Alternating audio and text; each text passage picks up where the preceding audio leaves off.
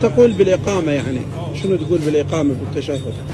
بالإقامة لو بالتشهد الوسطي؟ الشهادة بالتشهد الوسطي.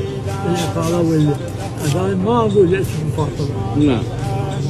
وإنما أقول أشهد أن لا إله إلا الله وحده لا شريك له، وأشهد أن محمدا عبده ورسوله، وأشهد أن عليا أمير المؤمنين وأولاده المعصومين حجج الله، وأشهد أن فاطمة الزهراء أسبة الله الكبرى وأنها حجة على حجج الله. اللهم صل على محمد وآل محمد وعجل فرجهم بظهور الحجة والعن الجبت والطاغوت.